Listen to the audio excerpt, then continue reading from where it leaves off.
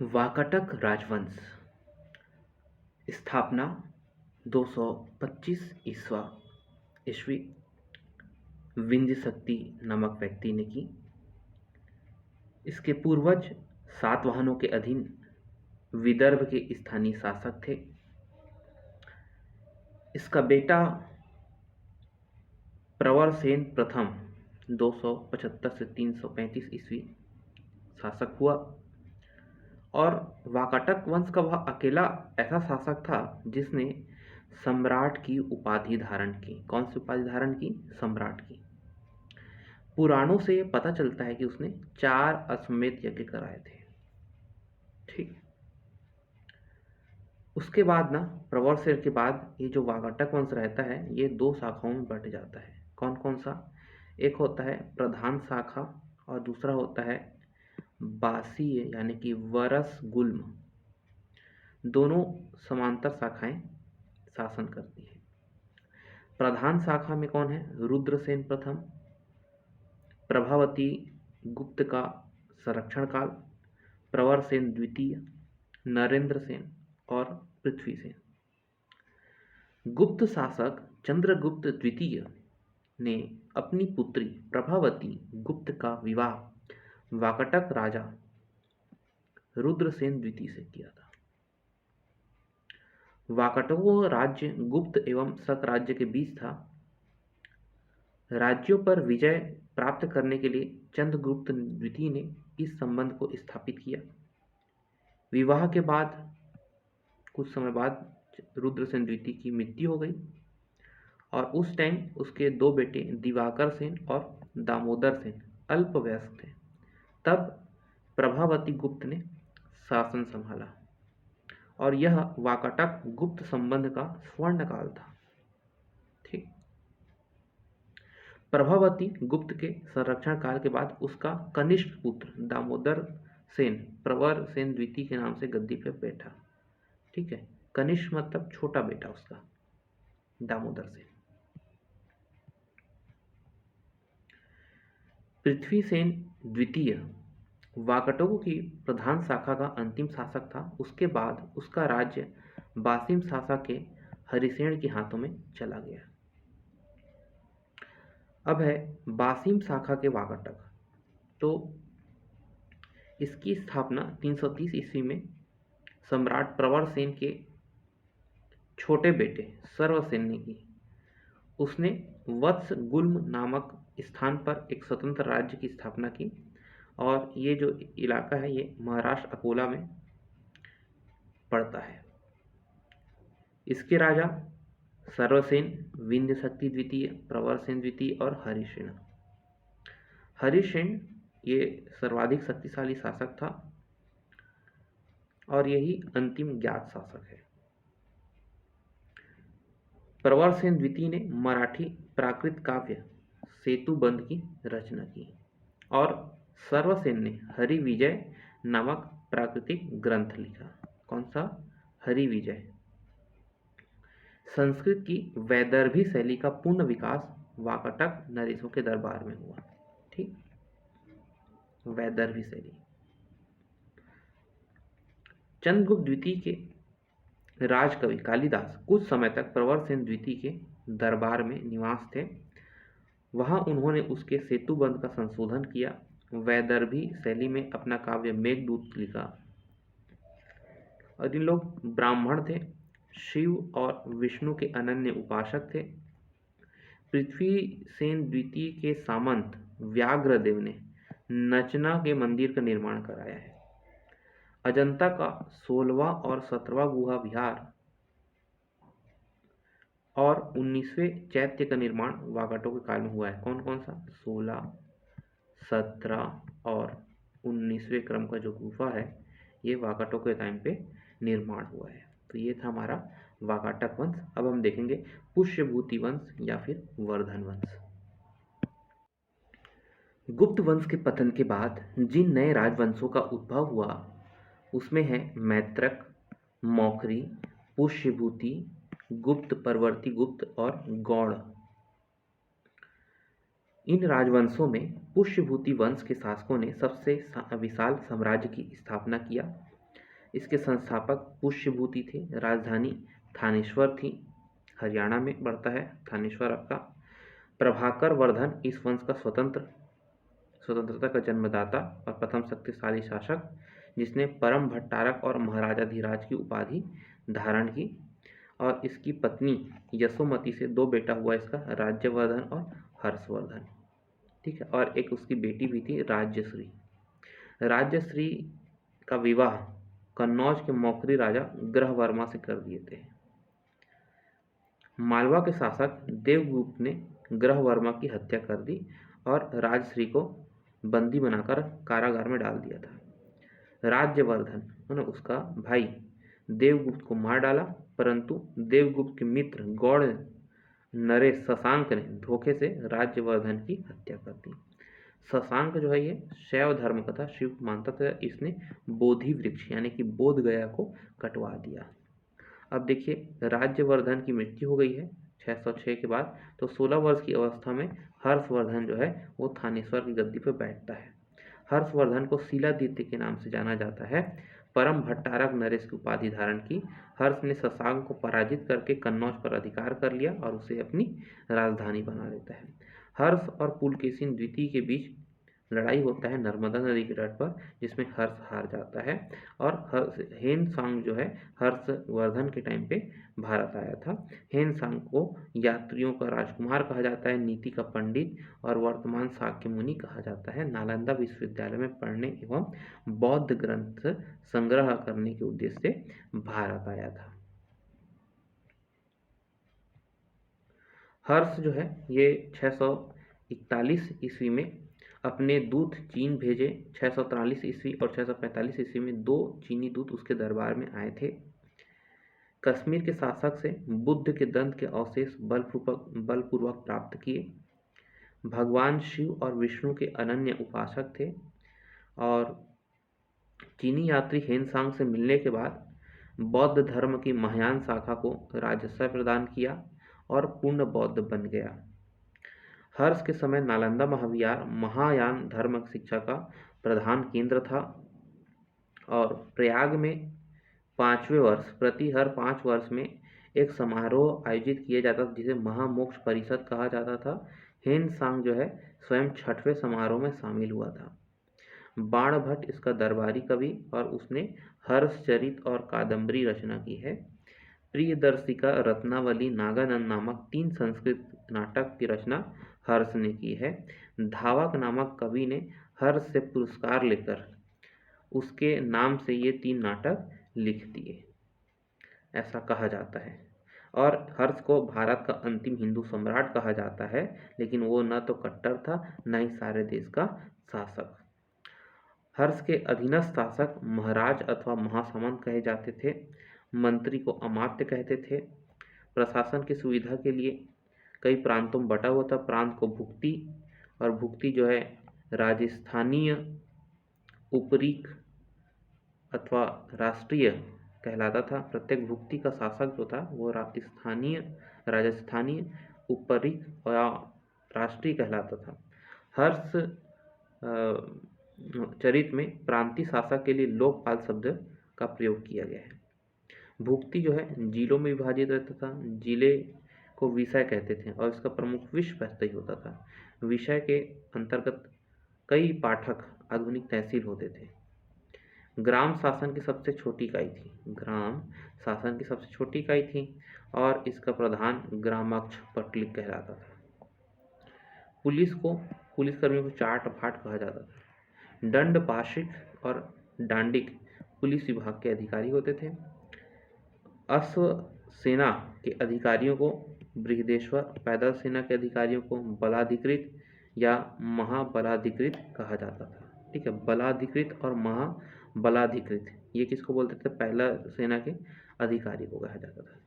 हर्षचरित के अनुसार हर्ष की मंत्री परिषद में भंडी यानी प्रधान सचिव, सिंहनाद यानी प्रधान सेनापति, कुंतल यानी अश्व सेना के प्रधान, स्कंदगुप्त यानी गज सेना का प्रमुख। अच्छा, सिंचाई के साधन के रूप में तुला यंत्र यानी कि जल पंप का उल्लेख मिलता है किसमें? हर्षचरित में। और इस टाइम ना हर्ष के टाइम में मथुरा जो है ये सूती वस्त्रों के निर्माण के लिए काफ़ी फेमस हो गया था। दक्षिण भारत के राजवंश पल्लव वंश संस्थापक सिंह विष्णु 575-600 ईस्वी। राजधानी कांची, तमिलनाडु में कांचीपुरम। वैष्णव धर्म का अनुयायी। कीर्तार्जुनियम लेखक भारवी सिंह विष्णु के दरबार में रहते थे। प्रमुख शासक महेंद्र वर्मन प्रथम, नरसिंह वर्मन प्रथम, महेंद्र वर्मन द्वितीय, परमेश्वर वर्मन प्रथम, नरसिंह वर्मन द्वितीय, नंदी वर्मन द्वितीय। उपाधि अंतिम शासक देखा जाए तो अपराजित वर्मन जो है अंतिम शासक। मत विलास प्रहसन की रचना महेंद्र वर्मन ने की। मत विलास प्रहसन की रचना महेंद्र वर्मन ने की। शुरू में महेंद्र वर्मन जैन ही था, लेकिन बाद में तमिल संत अप्पर के प्रभाव में आकर शैव बन गया। महाबलीपुरम के एकाश्म मंदिर, जिसे रथ मंदिर कहा गया है, इसका निर्माण पल्लव राजा नरसिंह वर्मन प्रथम ने किया है। कौन? नरसिंह वर्मन प्रथम NB1 ने क्या निर्माण करवाया है? एकाश्म मंदिर। ठीक है, एकाश्म मंदिर का निर्माण कराया है और ये कहाँ है आपका? महाबलीपुरम में। महाबलीपुरम में है। ठीक, तो इस चीज को याद रखना है अपने को। उसके बाद क्या लिखा है कि रथ मंदिरों की संख्या कितनी है? 7 है। सबसे छोटा द्रौपदी रथ, जिसमें किसी प्रकार का अलंकरण नहीं मिलता है। वातापी कोंड और महामल्ल की उपाधि नरसिंह वर्मन प्रथम ने धारण की और चीनी यात्री हेनसांग कांची इसी के शासनकाल में आया था। परमेश्वर वर्मन शैव मतानुयायी था। उपाधि बहुत सारा धारण किया है, छोड़ो इसको। मामल्लपुरम में गणेश मंदिर का निर्माण कराया था। ठीक है, मामल्लपुरम में गणेश मंदिर का निर्माण करवाया था। कौन? परमेश्वर वर्मन। विद्या का प्रेमी भी थे और इसने विद्या विनीत की उपाधि धारण की थी। विद्या विनीत की। अरबों के आक्रमण के दौरान पल्लवों का शासक कौन था? नरसिंह वर्मन द्वितीय। नरसिंह वर्मन द्वितीय NB2। ठीक, NB2। उसने राजाओं में सिंह, आगम प्रिय, शास्त्रों का प्रेमी, शंकर भक्त यानी शिव को उपासक की उपाधि धारण की। कांची का कैलाश मंदिर NB2 ने बनवाया, नरसिंह वर्मन द्वितीय ने। ठीक है, NB लिख दो, इसको 2 लिख दो। ठीक है, नरसिंह वर्मन द्वितीय ने क्या किया? कांची का कैलाश मंदिर निर्माण कराया, कैलाशनाथ मंदिर। इसे राज सिद्धेश्वर मंदिर भी कहते हैं और इस मंदिर के निर्माण से द्रविड़ स्थापत्य कला की शुरुआत हुई। महाबलीपुरम में सौर मंदिर का निर्माण भी नरसिंह वर्मन द्वितीय ने किया। ठीक है, महाबलीपुरम में सौर मंदिर, ठीक है, सौर मंदिर का निर्माण भी जो है इसने किया है। अच्छा, कैलाश मंदिर में ना पल्लव राजाओं और रानियों की आदम कद तस्वीरें लगी हैं। 10 कुमार चरित के लेखक दंडी नरसिंह वर्मन द्वितीय के दरबार में रहते थे, है ना। NB2 के दरबार में कौन रहते थे? दंडी। ठीक है, नरसिंह दंडी, 10 कुमार चरितम। कांची के मुक्तेश्वर मंदिर, बैकुंठ पेरुमाल मंदिर का निर्माण भी नरसिंह वर्मन द्वितीय ने करवाया। प्रसिद्ध संत तिरुमल्लई अलवार नंदी वर्मन द्वितीय के समकालीन थे। ये वैष्णव संत है ना, तिरुमल्लई अलवार। अब आ जाएंगे चोल में, वेरी वेरी इंपॉर्टेंट। 9वीं शताब्दी में चोल वंश पल्लवों के ध्वंसावशेष पर स्थापित हुआ। संस्थापक विजयालय 1850। राजधानी तंजौर या तंजावुर। तंजावुर का वास्तुकार राजराज पेरुथंचन। विजयालय ने नर केसरी की उपाधि धारण की और निशुंभ सुदनी देवी मंदिर का निर्माण करवाया। चोलों का स्वतंत्र राज्य आदित्य प्रथम ने स्थापित किया। पल्लवों पर विजय पाने के उपरांत, माने पल्लवों पर विजय पाने के बाद आदित्य प्रथम ने कोदंडराम की उपाधि धारण की। कोदंडराम की उपाधि धारण की। प्रमुख राजा देखा जाए तो परांतक प्रथम, राजराज प्रथम, राजेंद्र प्रथम, राजेंद्र द्वितीय और कुलोत्तुंग हुए। तक्कोलम के युद्ध में राष्ट्रकूट राजा कृष्ण तृतीय ने परांतक वन को पराजित किया। इस युद्ध में इसका जो बड़ा बेटा राजादित्य है परांतक का वन का, वो बेटा मारा गया राजादित्य। राजराज प्रथम ने श्रीलंका पर आक्रमण किया। वहां के राजा महिम V को भागकर श्रीलंका के दक्षिण जिला रोहण में शरण लेना पड़ा। राजराज प्रथम श्रीलंका के विजित क्षेत्रों को चोल साम्राज्य का एक नया प्रांत मुमडी चोल मंडलम बनवाया और पोलन्नरुआ को इसकी राजधानी बनाया। शैव धर्म का नहीं था। तंजौर में राजराजेश्वर शिव मंदिर बनवाया।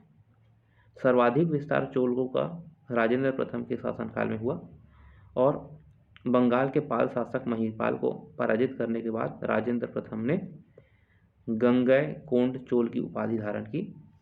नवीन राजधानी गंगैकोंडचोलपुरम के निकट चोल गंगम नामक विशाल तालाब का निर्माण करवाया। चोल काल में भूमि के प्रकार। वेल्लन वगाई यानी कि गैर ब्राह्मण किसान स्वामी की भूमि। ब्रह्मदेह ब्राह्मणों को उपहार में दी गई भूमि। साला भोग किसी विद्यालय के रख रखाव की भूमि। देवदान मंदिर को उपहार में दी गई भूमि। पल्लिश्चदम जैन संस्थानों को दान में दी गई भूमि। गजनी का सुल्तान महमूद राजेंद्र प्रथम का समकालीन था। गजनी का सुल्तान महमूद ना, ठीक है। राजेंद्र द्वितीय प्रकेसरी की एवं वीर राजेंद्र ने राजकेसरी की उपाधि धारण की। अंतिम चोल शासक राजेंद्र तृतीय था।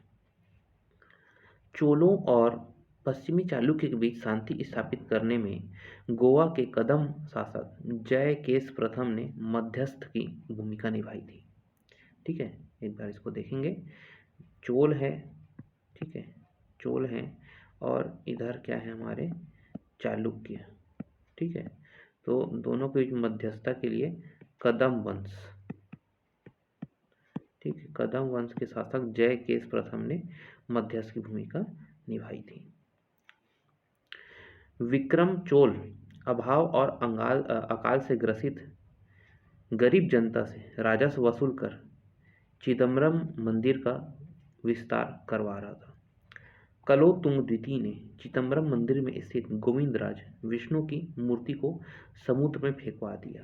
कालांतर में वैष्णव आचार्य रामानुजाचार्य ने उक्त मूर्ति का पुनरुद्धार किया और उसे तिरुपति के मंदिर में प्राण स्थापित किया था, प्रतिष्ठित किया। प्रशासन में भाग लेने वाले उच्च अधिकारियों को पेरुनंदरम, निम्न श्रेणी के पदाधिकारियों को सेरुंदरन,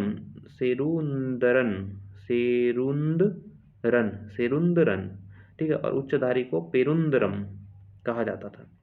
लेखों में कुछ उच्च अधिकारियों को उडन कुटुम कहा गया है। उडन कुटम, इसका मतलब यह होता है सदा राजा के पास रहने वाला अधिकारी।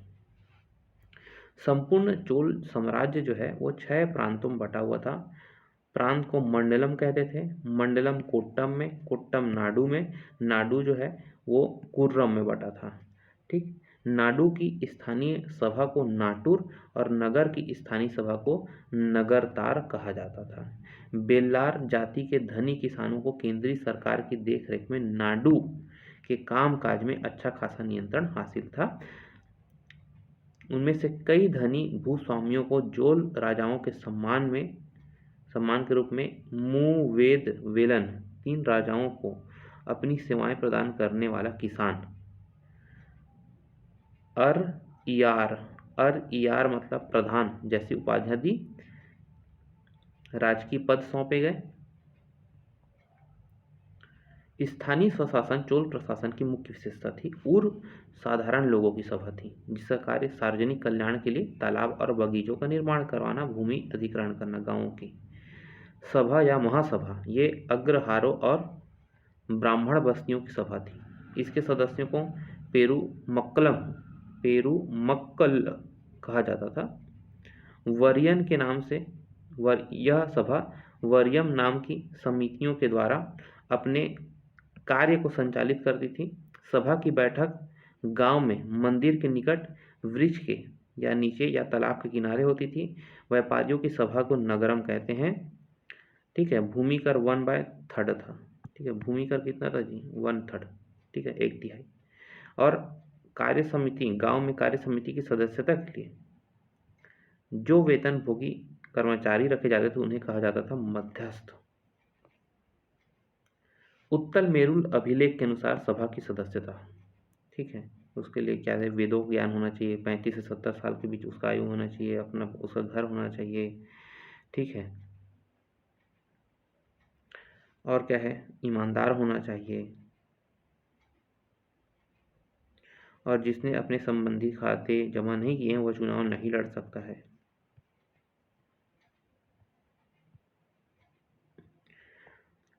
ब्राह्मणों को दी गई कर मुक्त भूमि को चतुर्वेदी मंगलम, दान दी गई भूमि को ब्रह्मदेह बोला जाता था।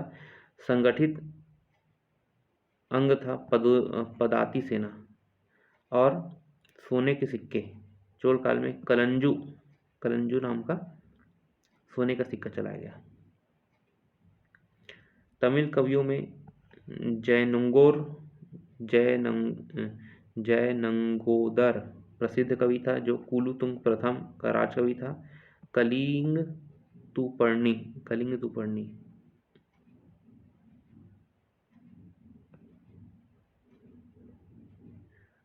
कंबन ओट्टकुट्टन पुंगलेदी को तमिल साहित्य का त्रिरत्न कहा जाता है। Very important. ठीक है, तमिल साहित्य का त्रिरत्न कंबन, ओट्टकुट्टन, पुंगलेदी। पंप पुनरन जो है कन्नड़ साहित्य का त्रिरत्न। ठीक है, कन्नड़ का है, ये तमिलनाडु का है, तमिल का। पर्सी ब्राउन ने तंजौर के बृहदेश्वर मंदिर के विमान को भारतीय वास्तुकला का निकष माना है। चोलकालीन नटराज प्रतिमा को चोल कला का सांस्कृतिक सार या निचोड़ कहा जाता है, और इसकी प्रतिमाएं जो है कांस्य प्रतिमाएं संसार की सबसे उत्कृष्ट कांस्य प्रतिमाओं में गिनी जाती है। अच्छा, राजेंद्र वन के गुरु कौन थे? ईशान शिव। ठीक है, चोलकालीन सबसे महत्वपूर्ण बंदरगाह कौन था? कावेरीपट्टनम। बहुत बड़ा गांव जो एक इकाई के रूप में शासित किया जाता था तनियर कहलाता था। उत्तर मेरूर शिलालेख जो सभा संस्था का विस्तृत वर्णन उपस्थित करता है, परांतक प्रथम के शासनकाल से संबंधित है। राजधानी कौन कौन से हैं? उरैयूर, तंजौर, गंगैकोंड, चोलपुरम और कांची। सड़क देखभाल के लिए बगान समिति गठित करती थी, और वस्तु विनिमय आम वस्तुओं के आदान प्रदान के लिए धान था आधार। व्यापारियों के समूह जो है वलंजियार, नानादैसी और मणिग्रामम। विष्णु के उपासक अलवार कहलाए और शिव उपासक नयनार संत कहलाए। राष्ट्रकूट संस्थापक दंतीदुर्ग 752। शुरुआत में चालुक्य राजाओं के अधीन थे। राजधानी मान्यखेत। प्रमुख शासक कृष्ण प्रथम, ध्रुव, गोविंद तृतीय, अमोघवर्ष, कृष्ण 2, इंद्र 3 और कृष्ण 3। एलोरा का प्रसिद्ध कैलाश मंदिर कृष्ण प्रथम ने बनवाया। ध्रुव राष्ट्रकूट का पहला शासक था जिसने कन्नौज पर अधिकार करने के लिए त्रिपक्षीय संघर्ष में भाग लिया। प्रतिहार नरेश वत्सराज एवं पाल नरेश धर्मपाल को पराजित किया। ध्रुव को धारावर्ष कहा जाता है। गोविंद तृतीय ने त्रिपक्षीय संघर्ष में भाग लेकर चक्रा युद्ध एवं उसके संरक्षक धर्मपाल तथा प्रतिहार प्रतिहार वंश के शासक नागभट्ट द्वितीय को हराया। Very important. देखिए, गोविंद तृतीय जो है ये त्रिपक्षीय संघर्ष में भाग लेकर चक्र युद्ध एवं उसके संरक्षक धर्मपाल और प्रतिहार के शासक नागभट्ट द्वितीय को हराया था, है ना। गोविंद तृतीय जो है नागभट्ट द्वितीय को हराया था। ठीक, कैसे याद करेंगे? G3 जो है किसको साथ हराएगा? नागभट्ट 2 को, NB2 को हराएगा। ठीक है, G3 जो है नागभट्ट द्वितीय उसको हराता है। ठीक है, पल्लव, पांड्य, केरल और गंग शासकों के संघ को गोविंद तृतीय नष्ट कर दिया। ये ठीक है। अमोघवर्ष जो है वो जैन अनुयायी था, जैन धर्म का, और इसने कन्नड़ में कवि राजमार्ग की रचना की। आदि पुराण के रचनाकार जिनसेन, गणित सागर संग्रह के लेखक महावीराचार्य, अमोघ वृत्ति के लेखक सत्यायना अमोघवर्ष के दरबार में रहते थे। तुंगभद्रा नदी में जल समाधि लेकर अपने जीवन का अंत कर दिया। उसका फिर इंद्र तृतीय आता है। इसके शासनकाल में अरब निवासी अल मसूदी भारत आया था और तत्कालीन राष्ट्रकूट को शासकों को भारत का सर्वश्रेष्ठ शासक कहा है। ठीक है, अंतिम शासक जो है, अंतिम महान शासक कृष्ण तृतीय था। इसके दरबार में कन्नड़ भाषा की इसी के दरबार में कन्नड़ भाषा के कवि पुण्य रहते थे, जिन्हें शांति पुराण की रचना की। ठीक है, किसके दरबार में? इंद्र तृतीय के दरबार में। कल्याणी के चालुक्य तैलप द्वितीय ने 973 ईस्वी में कर्क को हराकर राष्ट्रकूट राज्य पर अपना अधिकार कर लिया और कल्याणी के चालुक्य वंश की नींव डाली। एलिफेंटा और एलोरा महाराष्ट्र गुहा मंदिरों का निर्माण राष्ट्रकूटों के समय हुआ। एलोरा में 34 शैलकृत गुफा है। कितने? 34। तो बौद्ध गुफाओं में सबसे प्राचीन और प्रसिद्ध जो है विश्वकर्मा गुफा, गुफा नंबर 10, एक चैत्य है। 2 मंजिली और 3 मंजिली गुफाएं हैं, जिन्हें 2 थल और 3 दलदल नाम दिया गया है। एलोरा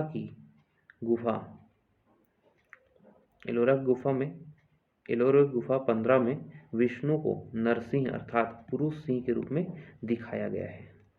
अच्छा, एलोरा गुफा का पहला बार उल्लेख फ्रांसीसी यात्री थेनीवेट ने 17वीं शताब्दी में किया।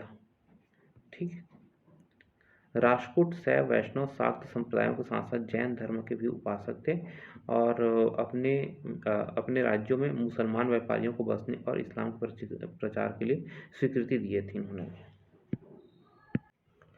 चालुक्य वंश कल्याणी के चालुक्य वंश की स्थापना तैलप द्वितीय ने किया। राजधानी मान्यखेत। प्रमुख शासक तैलप प्रथम, तैलप द्वितीय, विक्रमादित्य, जय सिंह, सोमेश्वर द्वितीय, विक्रमादेव 6, सोमेश्वर तृतीय और तैलप तृतीय। सोमेश्वर प्रथम ने मान्यखेत से राजधानी हटाकर कल्याणी कर्नाटक को बनाया। ठीक है, तो पहले मान्यखेत था, मान्यखेत से कल्याणी ट्रांसफर किया। कौन? सोमेश्वर प्रथम ने। ठीक है, प्रतापी शासक विक्रमादित्य 6 था। विल्हड़ और विज्ञानेश्वर इसी के दरबार में रहते थे। मिताक्षरा हिंदू विधि ग्रंथ याज्ञवल्क्य स्मृति पर व्याख्या नामक ग्रंथ की रचना में महान विधिवेत्ता विज्ञानेश्वर ने की थी। विक्रमांक देवचरित जो है इसकी रचना विल्हड़ ने की है। ठीक है, किसने? विक्रमांक देव की रचना विल्हड़ ने। ठीक है, मिताक्षरा की रचना विज्ञानेश्वर ने। अब है वातापी के चालुक्य, तो इसका स्थापना जो है जय सिंह ने किया। राजधानी किसको बनाया? वातापी को, बीजापुर के पास है। प्रमुख शासक देख लेते हैं, तो पुलकेशिन प्रथम, कीर्तिवर्मन, पुलकेशिन द्वितीय, विक्रमादित्य, विनयादित्य और विजयदशमी। सबसे प्रतापी राजा इसमें कौन हुआ? पुलकेशिन द्वितीय हुआ। महाकूट स्तंभ लेख से ये प्रमाणित होता है कि पुलकेशिन द्वितीय बहु सुवर्ण और अग्निमेष्ठी यज्ञ पुलकेशिन द्वितीय बहु सुवर्ण एवं अग्निष्ठोम यज्ञ संपन्न करवाया था। जिनेन्द्र का मेगुती मंदिर पुलकेशिन द्वितीय ने बनवाया था। पुलकेशिन द्वितीय हर्षवर्धन को हराकर परमेश्वर की उपाधि धारण की। इसने दक्षिणापथेश्वर की उपाधि भी धारण की और पल्लव शासक नरसिंह वर्मन प्रथम पुलकेशिन द्वितीय को लगभग 642 ईस्वी में हरा दिया और उसकी राजधानी बादामी पर अधिकार कर लिया। तो इसी युद्ध में पुलकेशिन द्वितीय मारा गया और इसी विजय के बाद नरकेशिन द्वितीय ने वातापी कोट की उपाधि धारण की। ठीक। अच्छा, ऐहोल अभिलेख का संबंध पुलकेशिन द्वितीय से है। इसके लेखक रवि कीर्ति हैं। अजंता के गुहा क्षेत्र में फारसी दूत मंडल का स्वागत करते हुए दिखाया गया है कि पुलकेशिन द्वितीय ने दिखाया गया है, पुलकेशिन द्वितीय के द्वारा, है ना। और करते हुए पुलकेशिन द्वितीय को दिखाया गया ना। तो वातापी का निर्माण करता कौन है? कीर्तिवर्मन। ठीक, तो इसको याद रखना, वातापी का निर्माण करता कीर्तिवर्मन को माना जाता है। मालवा को जीतने के बाद विनय आदि ने सकलोत्तर पथनाथ की उपाधि धारण की।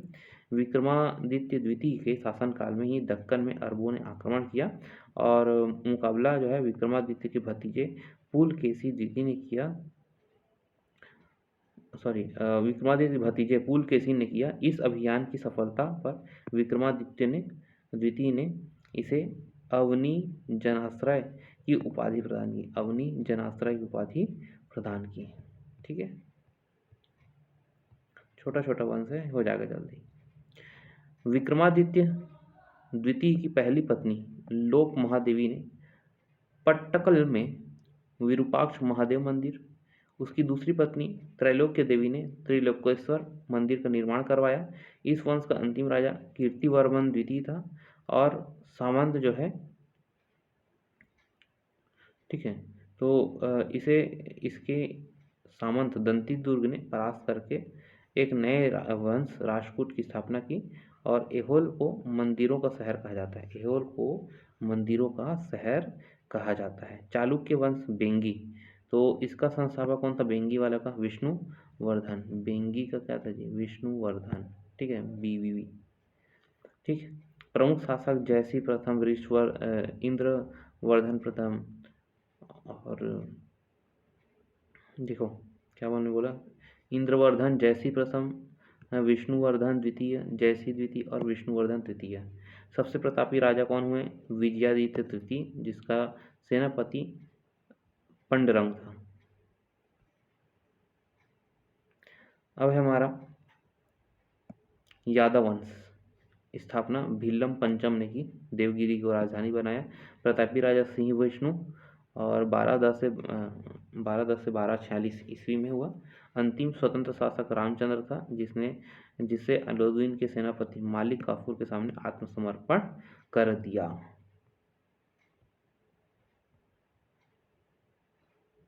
ठीक है। होयसल वंश, तो द्वार समुद्र के होयसल वंश की स्थापना विष्णुवर्धन ने की थी और ये यादव वंश की एक शाखा थी। बेलूर में चिन्ना केशव मंदिर का निर्माण विष्णुवर्धन ने 1117 में करवाया था। अंतिम शासक वीर बल्लभ तृतीय, जिसे मलिक काफूर ने हराया था। और होयसल वंश की राजधानी द्वार समुद्र, आधुनिक हेलीवेड, रखा गया था, है ना, राजधानी को द्वार समुद्रम। कदम वंश जो है ये मयूर शर्मन ने इसकी स्थापना की थी, मयूर शर्मन ने, और स्थानीय राजधानी क्या है? वनवासी। गंग वंश की स्थापना जो है ब्रजहस्त पंचम ने किया इसका। और अभिलेखों के अनुसार गंग वंश के प्रथम शासक कुंकर्णी वर्मा था और प्रारंभिक राजधानी कुलाल, कुलाल यानी कोलर को बोल रहे हैं, जो बाद में तलकांड हो गया। अच्छा, दत्तक सूत्र पर गीता लिखने वाले गंग शासक माधव प्रथम था। ठीक है, तो ये हमारा क्या हो जाएगा? सिमवर्ती। अच्छा, थोड़ा सा और बचा है काकती वंश। काकती वंश का संस्थापक कौन है? बीटावन प्रथम, जिसने, ठीक है, जिसने नलगोंडा हैदराबाद में एक छोटे से राज्य गठन किया, जिसकी राजधानी अमनमकोंड था, अमनमकोंड था। ठीक है, और सबसे शक्तिशाली शासक कौन हुआ? गणपति हो गया। रुमा देवी, रुमा देवी गणपति की बेटी थी, जिसने रुद्रदेव महाराज का नाम स्मरण ग्रहण किया और 35 साल तक शासन किया। गणपति ने अपनी राजधानी वारंगल में स्थानांतरित कर दी और इस राज्य का अंतिम शासक प्रताप रुद्रदेव जो है 1295 से 1323 ईस्वी में होता है। ठीक, नेक्स्ट वीडियो में हम सीमावर्ती राजवंशों का अभ्युदय कैसे हुआ ये हम देखेंगे नेक्स्ट वीडियो में।